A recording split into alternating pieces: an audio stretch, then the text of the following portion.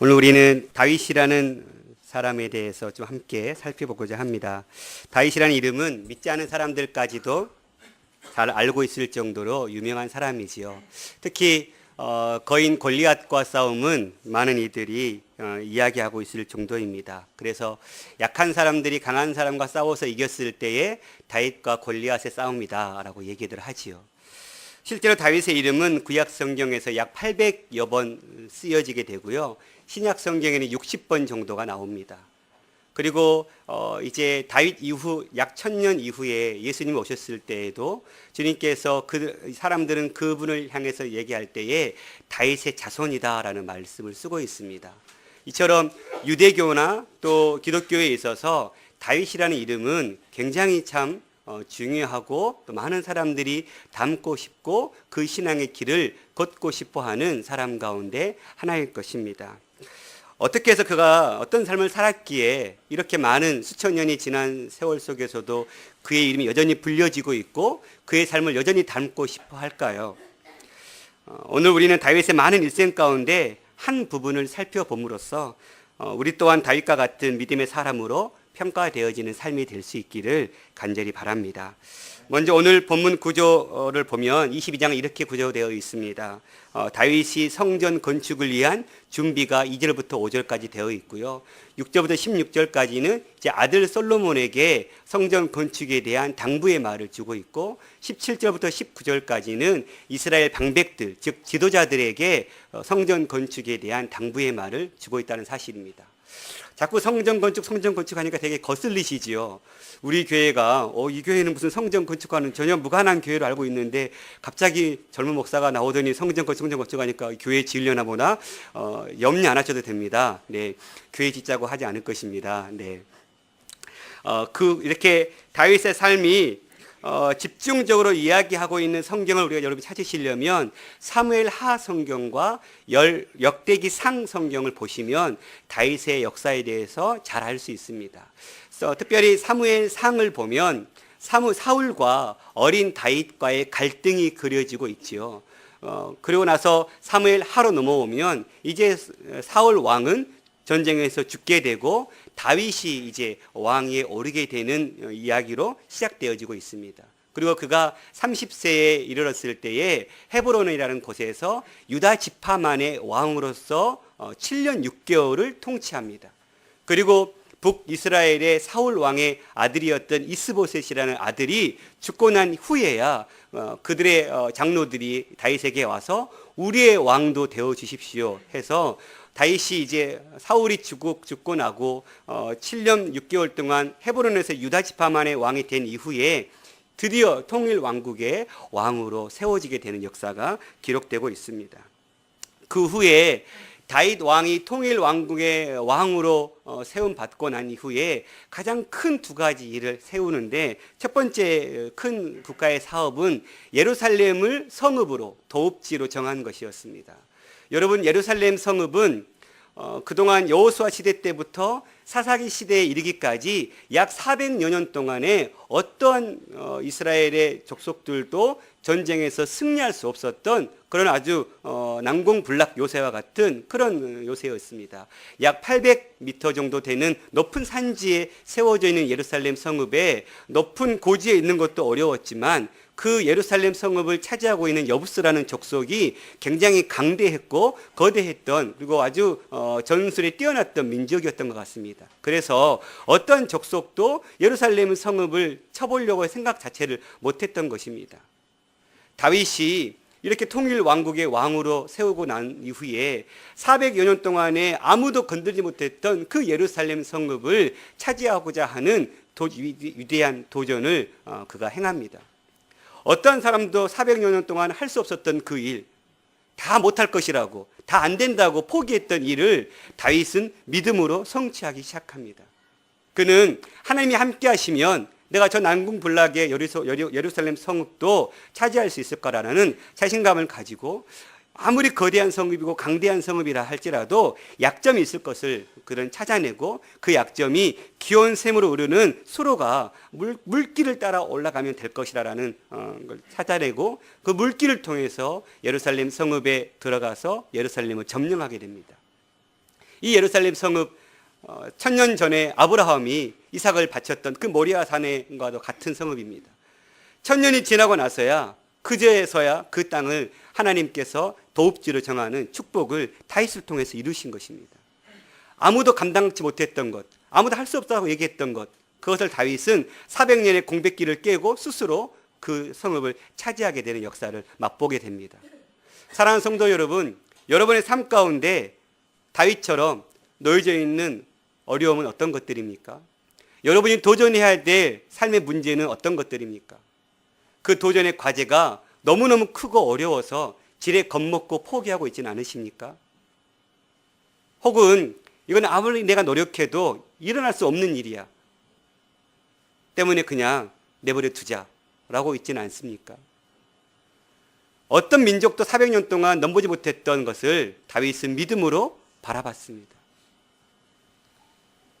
저는 아직 새 자녀들이 부모의 통치 아래에, 통솔 아래에 따를 수 있는 나이라서 자녀에 대한 어려움을 아직 못 느낍니다. 그런데 중학생이 가고 고등학생, 대학생 자녀를 둔 부모들의 심정은 내 자식들이 믿음 안에서 잘 성장했으면 좋겠는데 뜻대로 되지 않는 그런 난공불락의 자녀들을 놓고 아주 괴로워하는 분들을 많이 봅니다. 그래서 포기하셨습니까? 내 말 안 듣는다고, 내 뜻대로 안 되어진다고 그 자녀를 믿음 안에서 세우는 일을 포기하셨습니까? 내 가정을 말씀 안에서 잘 세우기를 원하는 꿈이 있지만 내 남편이 잘 안 따라지고 내 부인이 잘 안 따라지고 내 자식들이 잘 안 따라진다고 포기하셨습니까? 한국교회 주일학교가 계속해서 줄어들고 있습니다. 미래가 불투명해지고 있지요. 그렇다고 포기해야 합니까? 오늘 우리는 다윗을 통해서 인간적인 눈으로 바라봤을 때 점령할 수 없을 것 같은 거대한 그런 실체도 결국은 믿음의 눈으로 바라볼 때에 아무것도 아님을 바라볼 수 있기를 소망합니다. 힘들겠지요. 어려울 것입니다. 눈물의 씨를 많이 뿌려야 할 것입니다. 가슴 치는 고통을 느껴야 할 것입니다. 그러나 그러함에도 불구하고 그렇게 주님 붙들고 주님 의지하여 도전해 나갈 때에 하나님께서 400년의 공백기를 깨고 예루살렘을 도읍지로 정하게 하는 이 축복과 같이 여러분의 삶 가운데 넘어갈 수 없을 것 같은, 감히 성취할 수 없을 것 같은 그 문제들을 넘어설 수 있는 축복을 허락하실 줄 믿습니다.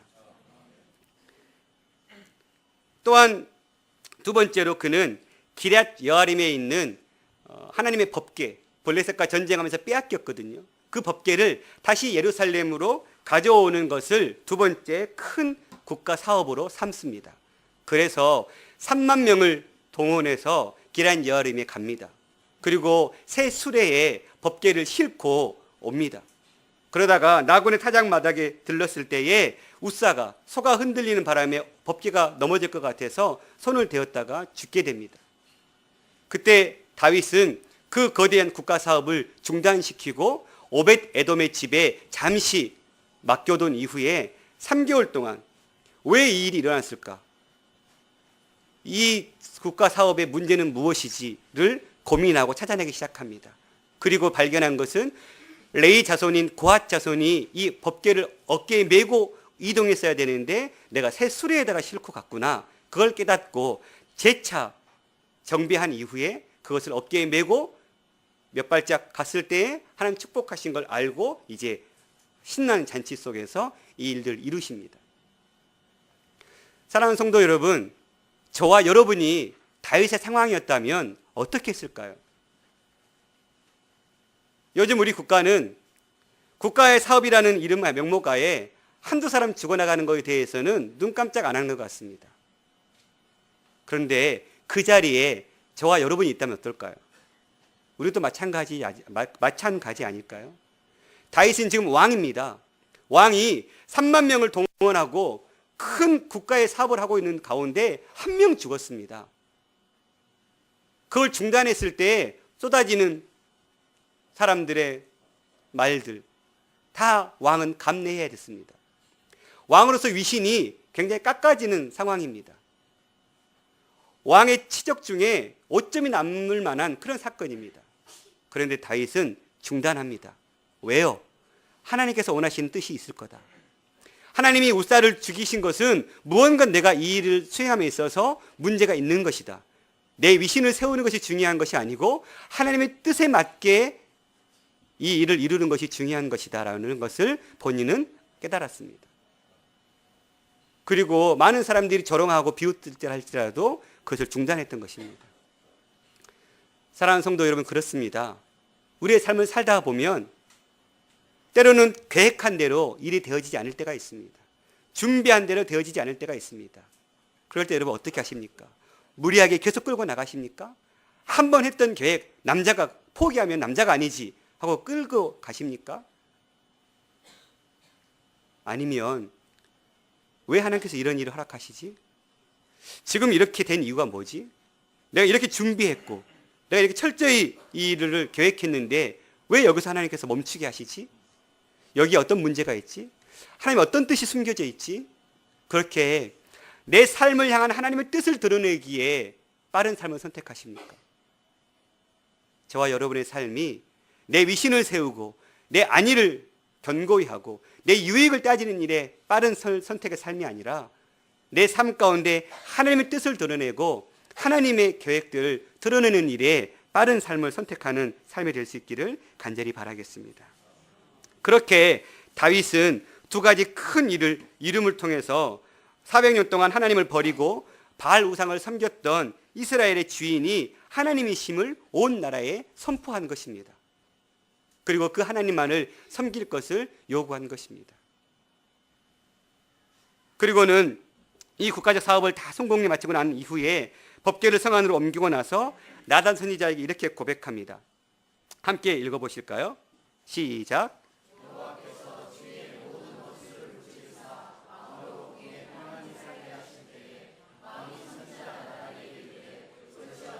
나는 백항목 궁에 살거늘 하나님의 계획은 하나님도다. 다윗은 통일 왕국의 왕으로서 좋은 목재로 지은 백향목 궁에 살고 있는데 지금 하나님의 언약궤는 자기가 볼 때는 초라한 천막 속에 지금 들어있는 것입니다. 그래서 다윗은 마음에 괴로움이 들기 시작했습니다. 나는 이렇게 최고급 자재를 써서 지은 호화로운 궁전에 살고 있는데 여호와 하나님의 법궤, 하나님의 임재의 상징인 그 법궤는 저렇게 초라한 천막 속에 담겨져 있구나. 이 일을 어떻게 해야 될까? 못내 마음이 걸렸던 것입니다. 다윗은 당시 천한 직업으로 여겨졌던 목동 출신입니다. 그가 지금은 이스라엘 통일 왕국의 통치자로 세움받았습니다. 어떻게 이 일이 이루어졌을까요? 사방의 모든 대적을 무찌르고 이제는 화려한 백향목으로 지은 궁전에 주님 살도록 인도하셨습니다. 다윗은 그 마음을 알았던 것입니다. 나를 목동에서 왕으로 오르기까지의 이 모든 과정 속에 내가 아닌 하나님이 주인이었음을 그는 보았던 것입니다. 그러니 그는 그를 그렇게 인도하시는 그 하나님이 초라한 성막, 그 초라한 천막 속에 들어있는 그것을 용납하기가 쉽지 않았던 것입니다. 사무엘하 5장 11절 12절을 보면 이렇게 기록하고 있습니다. 두로왕 히람이 다윗에게 사절들과 백향목과 목수와 석수를 보내매 그들이 다윗을 위하여 집을 지으니 다윗이 여호와께서 자기를 세우사 이스라엘 왕으로 삼으신 것과 그 백성의 이스라엘 위하여 그 나라를 높이신 것을 알았더라. 다윗의 마음이 느껴지십니까? 다윗이 지금 무엇을 고백하고 있는 것입니까? 여호와께서 나를 세우사 이스라엘 왕으로 삼으셨다라고 얘기하고 있습니다. 내가 목동에서 왕으로 세워진 과정 속에 내 힘은, 내 역할은 없었다라는 것입니다. 하나님께서 나를 선택하셨고 나를 세워주셨다라고 얘기하고 있는 것입니다. 그리고 그의 백성 이스라엘을 위해서 그 나라를 높이셨다라고 얘기하고 있습니다.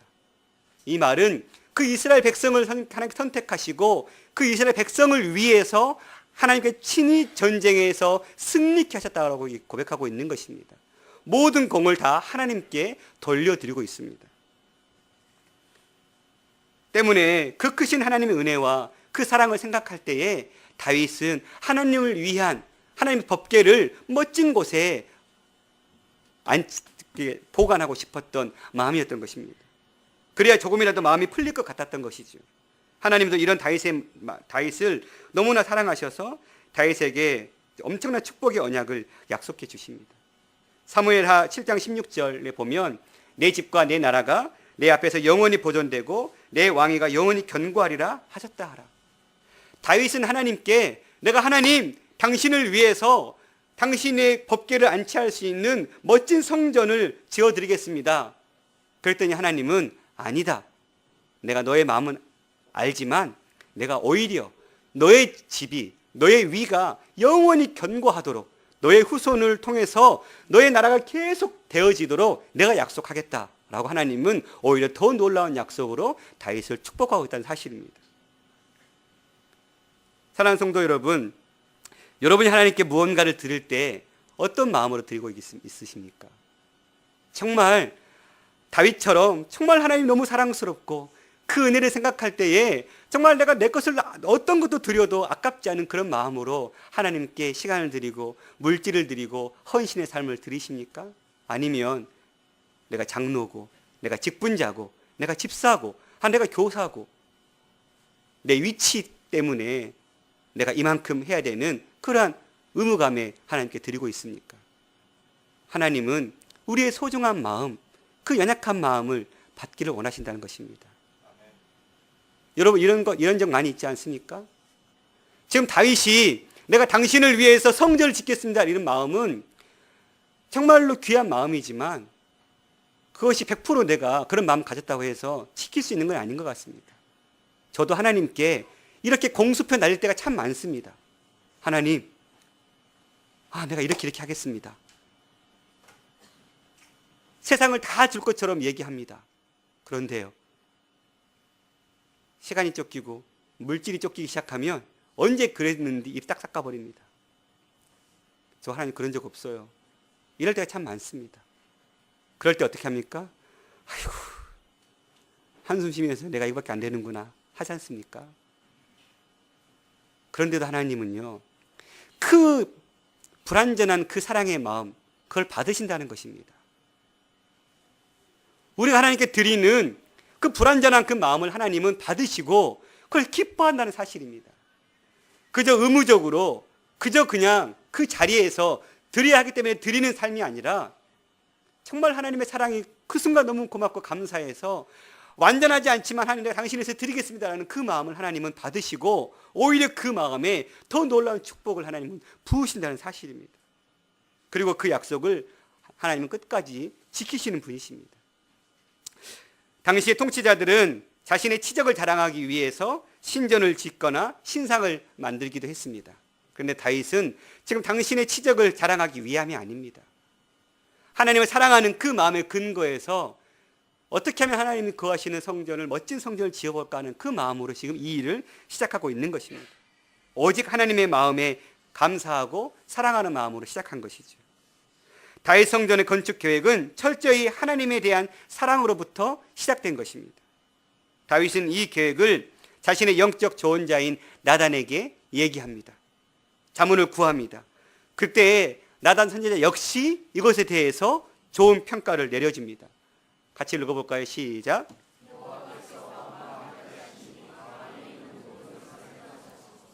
다윗의 가장 큰 조력자였던 나단 선지자도 다윗의 이 마음을 알고 그렇습니다. 왕이 지금 성전을 지으려고 하는 것은 왕의 치적을 위한 것이 아니 나도 압니다. 왕과 하나님께서 함께 하시니 마음에 좋을 대로 하십시오. 나단 선지자 다윗의 성전 건축에 대해서 좋은 마음을 품었었습니다. 그러나 하룻밤 사이에 상황이 반전되어 버립니다.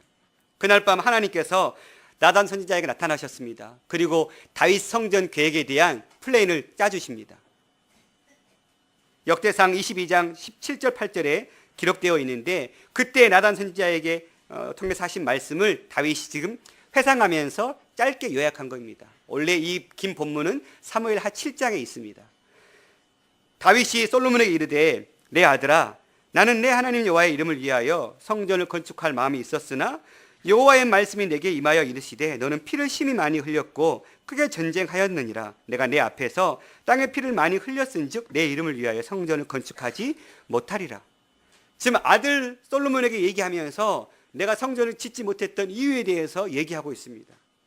다윗이 전쟁을 통해서 땅에 흘린 많은 피 때문에 성전 건축이 불허한 것처럼 보이고 있습니다.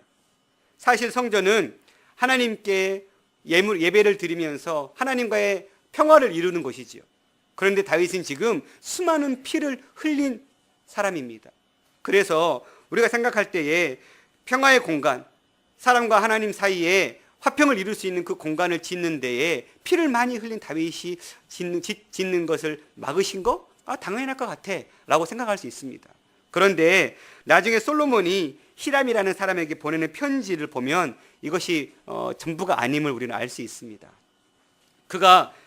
솔로몬이 히람에게 이렇게 편지를 보냅니다. 당신도 알거니와 내 아버지 다윗이 사방의 전쟁으로 말미암아 그의 하나님 여호와의 이름을 위하여 성전을 건축하지 못했다라고 얘기하고 있습니다. 무슨 말입니까? 솔로몬이 지금 성전을 짓기 위해서 히람에게 성전의 제물을 요구하면서 쓴 말은 내 아버지 다윗이 성전을 짓고 싶었으나 전쟁이 하도 많아서 그 전쟁 때문에 성전을 짓지 못했습니다 라고 얘기하고 있는 것입니다. 그러면서 이후에 뭘 말씀하시냐면 이제 내 하나님 여호와께서 내게 사방에 태평을 주심에 원수도 없고 재앙도 없다라고 얘기하고 있습니다. 즉 아버지 다윗 때에 성전을 짓고 싶었지만 아버지 다윗은 전쟁하느라 너무 힘을 쏟고 있어서 성전을 지을 여력이 없었습니다. 그런데 내 아버지의 그 전쟁으로 인해서 나는 지금 태평성대를 누리고 있습니다. 그러니 이제는 내가 성전을 지을 때가 되었으니 성전을 지을 수 있도록 도우시오라고 얘기하고 있는 것입니다. 다윗이 성전을 짓지 못한 것은 피 흘린 범죄 때문이 아니라 아직도 이스라엘의 온전한 안식이 이루어지지 않았기 때문에 그렇습니다. 아직도 전쟁 중에 있었기 때문에 성전을 짓는 것은 무리하다라고 하나님은 판단하는 것입니다. 특별히 하나님께서 나중에 안식을 이루는 솔로몬에게 성전 건축의 사명을 맡기신 것이죠. 그래서 22장 8절에 나오는 많은 피와 큰 전쟁 때문에 성전을 짓지 못하는 것은 다윗의 자격 때문에, 다윗의 어떤 부적절한 자격 때문에 짓지 못했다라는 평가가 아닌 것입니다. 다윗은 전쟁을 통해서 이스라엘에게 참된 안식을 부어주었습니다. 그리고 다윗이 가져온 그 안식을 누리는 솔로몬이 그 토대 위에 성전을 지을 수 있었던 것이죠. 사무엘하 7장과 역대상 17장에 보면 성전 건축이 불허되었다는 소식을 들은 다윗이 이 상황에서 먼저 하나님 앞에 무릎 꿇고 있는 모습이 보입니다. 여러분 생각해 보십시오. 여러분이 무언가 하나님을 위해서 큰 사역을 계획했습니다. 그리고 그 일들에 대해서 많은 사람들과 함께 나눴을 때 그 사람들도 같이 좋다, 그 일은 해도 되겠다, 너무 멋진 사역이다 하려고 준비하고 있습니다. 그런데 어느 날 갑자기 하루 만에 하나님께서 바꿔버리십니다. 아니다, 안 된다. 여러분이라면 어떨 것 같습니까? 아니 하나님, 내가 당신을 위해서, 나를 위해 사는 것도 아니고 당신을 위해 사겠다는 거 아닙니까? 왜 막으십니까? 나만 옳다고 판단한 것도 아니고 나와 함께하는 모든 동역자들도 함께 그 일이 선하다고 판단했습니다. 그런데 왜 막으십니까? 하지 않겠습니까? 그런데 다윗은 철저하게 하나님 앞에 무릎 꿇습니다. 그렇게 하신 뜻이 어디에 있는지를 다윗은 판단하기 원했던 것이죠. 다윗은 조용히 하나님 앞에 무릎 꿇고 앉았습니다. 그리고 기도했습니다. 법궤를 옮겨올 때와 마찬가지로 중단한 것이죠. 다윗이 이 자리에서 어떤 기도를 드렸습니까? 이 기도를 보려면 사무엘하 7장을 여러분 집에 가셔서 한번 묵상해 보십시오. 너무 멋진 기도를 드립니다. 그걸 요약하면 이렇습니다. 그럼 겸손하게 하나님 앞에서 자신을 낮춥니다. 내가 지금 왕위에 오를 수 있었던 것, 내가 이 놀라운 축복을 누리고 있는 이 모든 것, 이건 다 하나님께서부터 온 것입니다. 내가 한 것 하나도 없습니다. 그러니 나는 하나님만 신뢰하겠습니다. 이것입니다. 나중에 사도 바울이 이런 고백을 하지요. 나의 나된 것은 오직 주의 은혜라. 다윗은 지금 이 놀라운 축복을 누리고 있는 이 모든 것이 다 하나님께로부터 온 것임을 고백하고 있습니다. 일방적인 은혜를 하나님께서 나에게 쏟아 부으신 결과라고 얘기하고 있는 것입니다. 이것이 성숙한 신앙인의 태도입니다. 하나님께서 무언가를 중단시키고 무언가를 하지 않도록 허락하지 않으실 때 따지고 묻고 이게 나 살려고 한 거냐고, 당신이 위해 산 거 아니냐고 하는 삶이 아니라 하나님께서 지금 나에게 이 주신 이 모든 것도 다 하나님의 은혜입니다. 하나님 무엇을 원하십니까? 내가 이 상황에서 어떤 선택을 하기 원하십니까? 라고 겸손히 그의 뜻을 구하는 것입니다. 성전 건축이 좌절되었습니다. 이제 모든 것이 끝나버린 것 같은 상황입니다. 더 이상 할 것이 없을 것 같습니다. 그런데 다윗은 그때에 성전 건축은 나에게 허락하지 않았지만 내가 그 건축을 위해서 무엇을 해야 되나 그걸 찾았습니다. 내게 허락하지 않았다고 해서 않았지만 내가 그것을 위해서 혹시라도 또 다른 준비가 필요하지 않은가를 찾았습니다. 그리고 그는 내가 이제 위하여 준비해야 되겠다라는 마음을 품습니다. 그리고는 하나하나 준비하기 시작하십니다. 다윗은 비록 자신이 성전 건축할 수 없게 되었지만 하나님의 약속을 신뢰하고 자기 아들에게 성전을 짓게 할 것이라는 그 말씀을 붙들고 자기 아들 솔로몬이 성전을 건축할 수 있도록 준비를 했던 것입니다. 역대상 22장 9절과 10절을 보면 하나님은 성전을 건축을 불허하신 후에 다윗에게 이렇게 말씀하십니다. 네, 죄송합니다.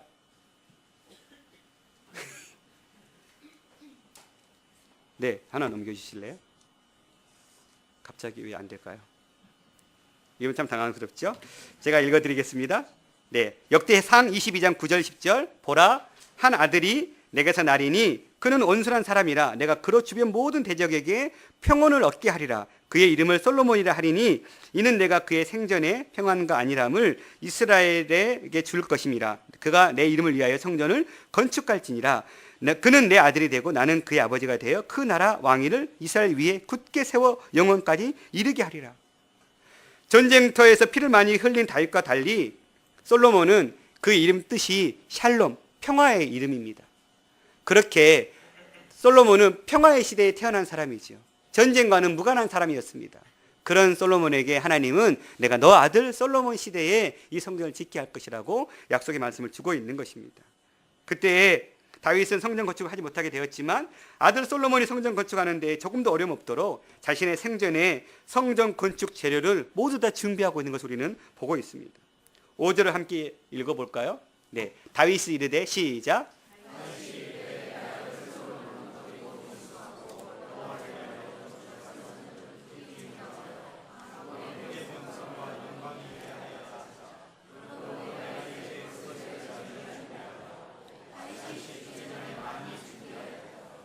네, 다윗이 죽기 전에 많이 준비했다고 얘기하고 있습니다. 내가 이제 그것을 위하여 준비하리라. 내 아들 때에 일어날 일이지만 내가 지금 준비하겠다라고 얘기하고 있는 것입니다. 내가 준비한 이것을, 그 결실을, 그 열매를 내가 보지 못하지만 내 아들이 맺을 것이니 나는 지금 최선을 다해서 준비하겠다라고 얘기하고 있는 것입니다. 본문 22장 다윗이 성전을 건축하기 위한 재료를 준비한 내용이 실려져 있습니다. 2절부터 같이 읽어볼까요? 시작.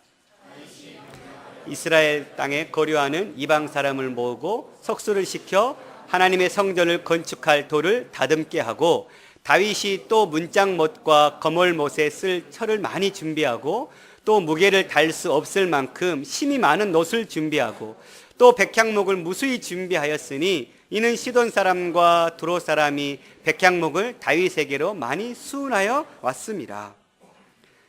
하나님 앞에 다윗은 최선을 다해서 철이나 놋과 같은 모든 물질을 다 준비하고 있습니다. 성전에 필요한 모든 기구를 다 준비하고 있는 것입니다.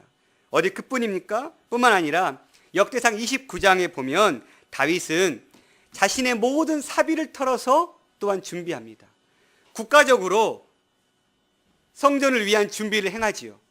그리고 거기에 그치지 않고 자기의 물질 보면 나중에 13절 사제 보면 자기의 소유, 내가 사유한 금, 은으로 내가 하나님 성전을 위하여 드렸노니 곧 오빌의 금 3,000달란트, 수는 7,000달란트, 오늘로 따지면 약 180조 원에 되는 돈이라고 합니다. 어마어마하죠. 그걸 드렸습니다. 자기의 소유를요. 이처럼 다윗은 국가적으로 준비할 수 있는 걸 준비하게 하고 개인이 드릴 수 있는 최선의 것들을 드렸습니다. 어디 그뿐입니까? 그리고 나서 건축 자재만 준비하는 것이 아니라 유언을 남겨서 성전 건축의 사명을 이룰 솔로몬에게 부탁합니다. 이제 내 아들아, 여호와께서 너와 함께 계시기를 원하며 내가 형통하여 여호와께서 내게 대하여 말씀하신 대로 내 하나님 여호와의 성전을 건축하며 여호와께서 내게 지혜와 총명을 주사 내게 이스라엘 다스리게 하시고 내 하나님 여호와의 율법을 지키게 하기를 더욱 원한다.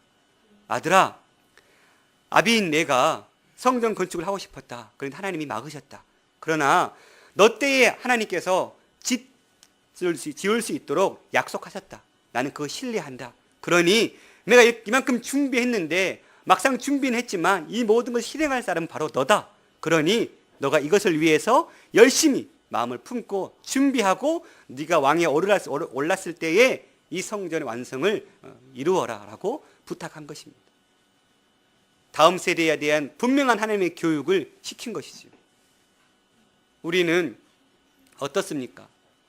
다음 세대들에게 하나님의 분명한 메시지, 분명한 말씀, 분명한 삶의 원리들에 대해서 정확하게 가르쳐주고 있습니까? 내 자녀들에게, 내 믿음의 다음 세대들에게 내가 하나님의 뜻을 깨달았던 것처럼 그 깨달은 말씀을 아직 깨닫지 못하고 있는 자녀들에게, 다음 세대들에게 분명하게 깨달을 수 있는 그 교육에 힘써야 할 줄 믿습니다. 또한 다윗은 지도자들에게도 부탁합니다. 17절에 보면 다윗이 또 이스라엘 모든 방백에게 명령하여 그의 아들 솔로몬을 도우라 하여 이르되 이제 너희는 마음과 뜻을 바쳐서 너희 하나님 여호와를 구하라. 그리고 일어나서 여호와 하나님의 성전을 건축하고 여호와의 언약궤와 하나님의 성전의 기물을 가져다가 여호와의 이름을 위하여 건축한 성전에 드리게 하라 하였더라. 아들 솔로몬에게만 이 일을 부탁한 것이 아니라 솔로몬을 도와서 함께 일해야 될 방백들에게 너희들도 내 아들이 왕이 올 그때에 내 아들이 하려고 하는 이 성전의 이 사명을 방해하지 말고 또 방관자로 서지 말고 적극적으로 도와서 이것이 하나님의 뜻임을 기억하고 최선을 다해서 성전을 완성하시오라고 백성들을 가르치고 있다는 사실입니다. 다윗은 지금 무엇을 심었습니까? 최선을 다해서 국가가 성전을 위한 준비를 행하였습니다.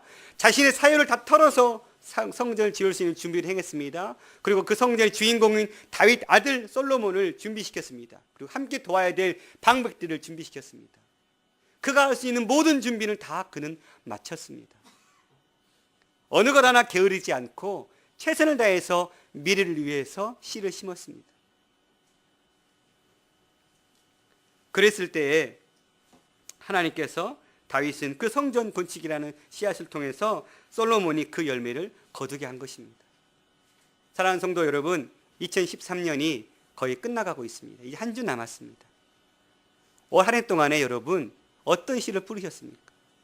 여러분의 가정을 위한, 여러분의 자녀들을 위한 어떤 믿음의 씨를 뿌리셨습니까? 여러분 뜨인돌 교회 공동체를 위해서 올 한 해 동안 어떤 믿음의 씨를 뿌리셨습니까? 이 공동체가 더욱 견고한 공동체를 세워가기 위해서 어떤 헌신의 씨를 뿌리셨습니까? 그것이 내 때에 거두지 않을 것이라고 해서 뿌리는 것을 게을리하고 내가 뭐 맛보지도 못할 열매 내가 왜 뿌려 이러진 않으셨습니까? 우리는 2014년을 또 바라보고 있습니다. 많은 꿈과 많은 계획들을 펼치고 계실 것입니다. 어떤 씨를 뿌리시겠습니까? 다윗처럼 씨 뿌리는 일을 통해서 하나님의 귀한 열매를 내가 당장 내 시대에 보지 못한다 할지라도 내가 그것을 위해서 뿌린 씨를 거두시고 채우시는 하나님을 내가 신뢰하고 내가 최선을 다해서 준비하겠다라는 마음을 가지고 그 뿌리는 일이 힘들고 괴롭고 어렵겠지만 계속해서 그 일들을 행하시는 저와 여러분이 될 수 있기를 간절히 바랍니다. 다윗처럼 신약 시대에도 이렇게 씨 뿌린 일을 최선을 다해서 감당했던 사람이 바로 세례 요한입니다. 세례 요한은 예수님의 공생애를 시작하기 전에 예수님을 위해서 철저하게 그 오실 길을 예비했던 사람입니다. 광야에 외치는 자의 소리라고 자신을 소개하면서 회개하라고 천국이 가까이 왔다라고 얘기했습니다. 주님의 길을 준비한 그 세례 요한의 위대함을 요한복음 3장 30절에서 이렇게 얘기합니다. 그는 흥하여야 하겠고 나는 쇠하여야 하리라. 세례 요한은 당시의 유대 베레아 지역에서 많은 제자들을 거느리면서 가르치는 훌륭한 선생이었습니다. 북쪽 갈릴리에서까지도 내려와서 그 세례 요한의 메시지를 듣고자 많은 사람들이 찾아왔던 그런 당대의 아주 가장 뛰어난 그런 선생이었던 것이죠. 그런데 그 제자들이 지금 점점점 젊은 예수에게 쫓아가고 있습니다. 그래서 그의 제자들이 지금 세례 요한에게 묻습니다. 아니 왜 당신의 제자들이 저 예수께로 가는 것을 막지 않으십니까? 왜 당신의 제자들이 저 예수에게로 가야 됩니까? 그는 흥하여야겠고 나는 쇠하여야 하리라. 그게 내 사명이다. 내 길은 여기까지다. 내 사명은 그분을 위해서 씨를 뿌리는 것, 이것이 내 사명이다. 이런 겸손과 배려가 어디 있습니까? 이처럼 세례 요한이 모든 영광을 주님께 다 돌리고 자기에게 쏠렸던 모든 제자들의 시선을 모아서 다 예수님께로 돌려버렸습니다. 그리고 자신은 사그러집니다. 그때 주님은 이 세례 요한을 향해서 한마디로 평가하십니다. 내가 너희에게 말하노니 여자가 낳은 자 중에 요한보다 큰 자가 없다. 왜 이런 평가를 들을 수 있었을까요? 그에게 주어진 사명은 그저 씨 뿌리는 것 외에는 없었습니다. 그러나 그는 그 뿌리는 씨의 사명을 최선을 다해서 감당했습니다. 내 할 일은 광야에 외치는 자의 소리야. 나는 그분만 바라보게 하면 돼. 내 인생은 그거야. 이것은 우리 사역 원칙에도 적용됩니다. 어떤 사람은 복음의 씨를 있는가 하면 어떤 사람은 그 뿌린 씨를 거두는 사람이 있습니다.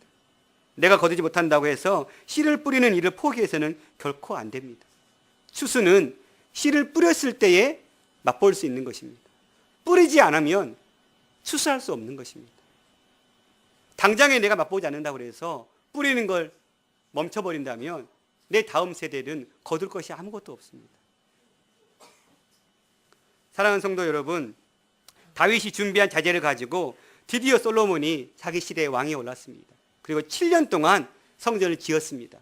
열왕기상 8장에 보면 그 성전을 짓고 난 이후에 감사 예배를 드립니다. 그때 어떤 일이 벌어졌을까요? 여호와의 영광이 그 성전에 가득 찼습니다.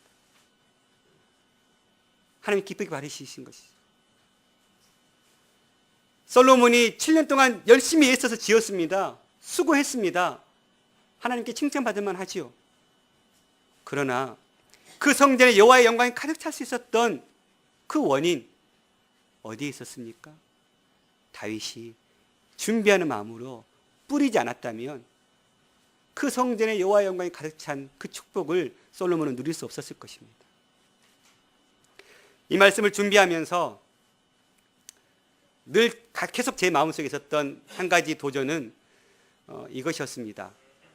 그래서 어제 목사님과 함께 설교 세어링 하면서 이게 있었는데 뺐다, 부담되어서. 혹시 사람들이 너는 그 자리에 있으니까 그 얘기 할 수밖에 없지 할 것 같아서. 근데 목사님이 괜찮은 것 같으니까 넣어요 해서.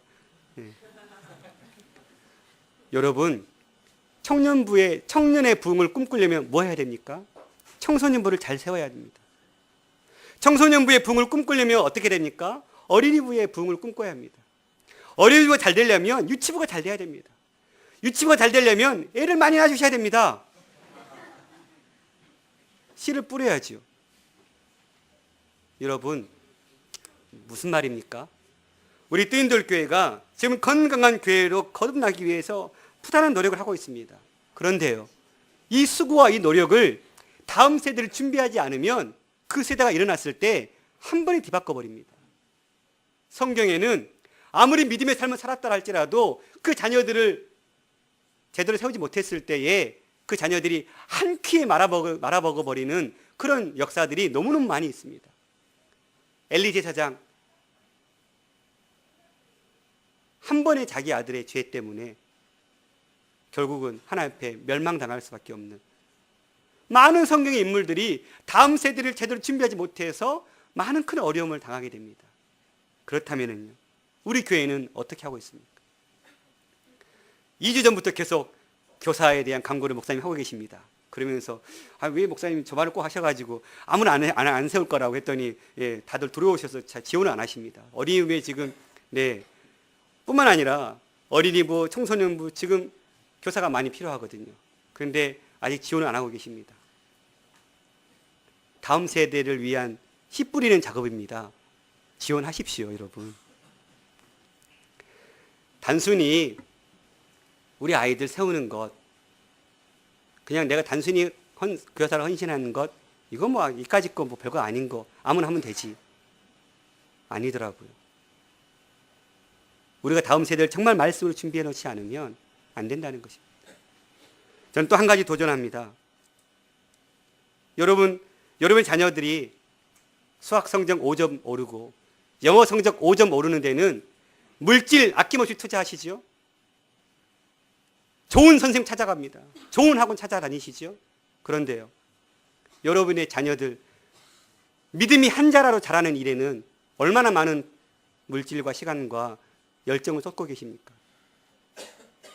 저는 지금껏 14년 사역하면서 저에게 내 아들 말씀 공부 좀 시켜야 되겠는데 어떻게 해야 됩니까? 라고 물은 사람이 딱 한 명 있었습니다.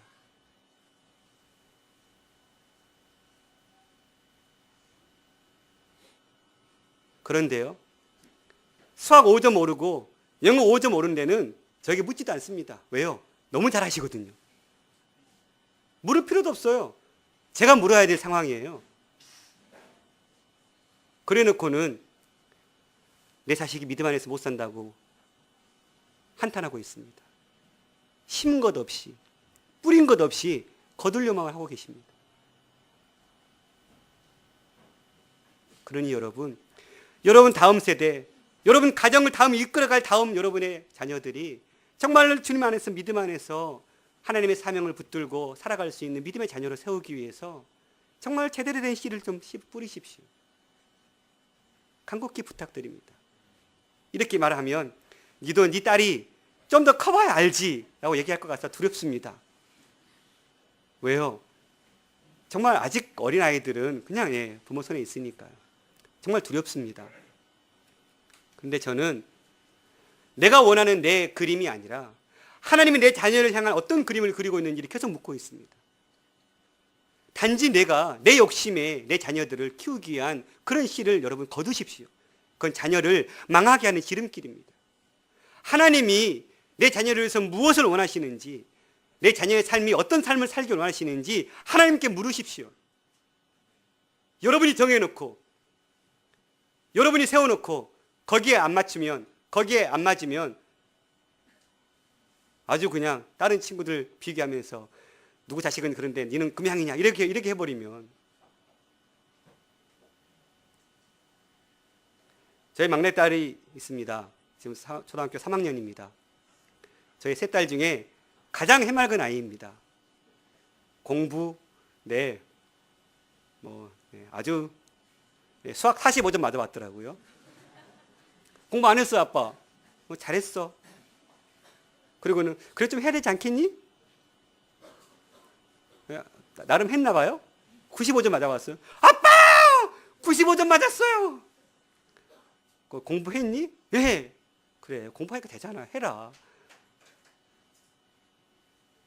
저는 딸들에게 한번 딱 제 마음을 비친 적이 있었습니다.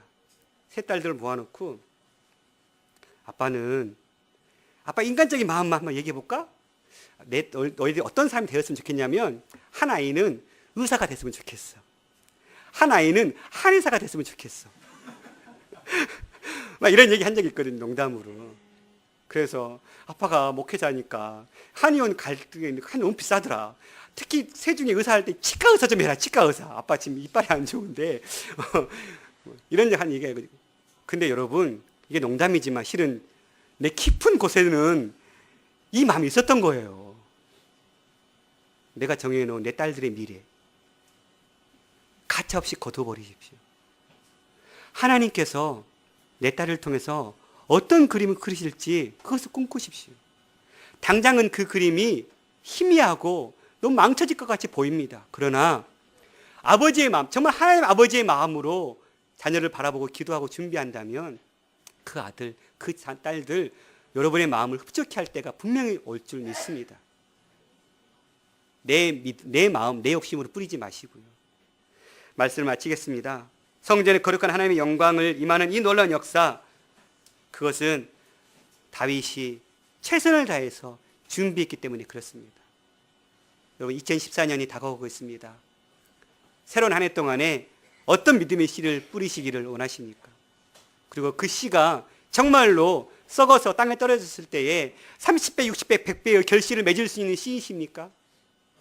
여러분들이 말씀을 통해서 분명하게 돌아보시기를 소망합니다.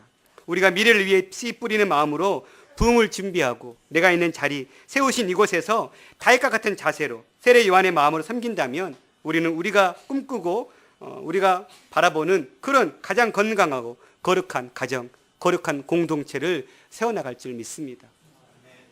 다른 사람이 뿌리도록 기다리지 마시고 우리 눈에 보이는 내가 뿌려야 될 헌신의 자리가 보인다면 거기에 가차없이 뿌리십시오.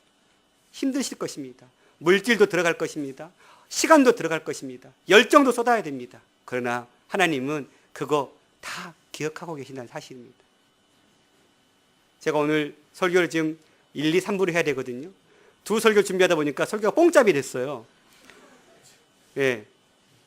2부, 3부 설교 때 미랄이라는 설교를 하면서 예화를 들 게 있었는데 5명의 젊은 청년들이 그들의 삶에 놓여져 있는 수많은 평안함을 놔두고 미전도 종족을 전도하고자 와다니족으로 들어갔습니다. 그리고 그들에게 어떻게 하면 복음을 전할까 애썼습니다. 그런데 허망하게 5사람들이 그들의 창에 찔려서 죽임을 당합니다. 허무하지요. 그런데요, 그들의 아내들, 그들의 자녀들이 또다시 그곳에 갔습니다. 결국은 그 와다니족이 전체가 예수 그리스도를 믿게 되는, 창을 찔렸던 추장이 목사가 되어버리는 역사가 일어났던 것입니다. 무엇이 가능했을까요? 뿌렸기 때문에 가능했습니다. 68장 찬양하면서 기도하겠습니다.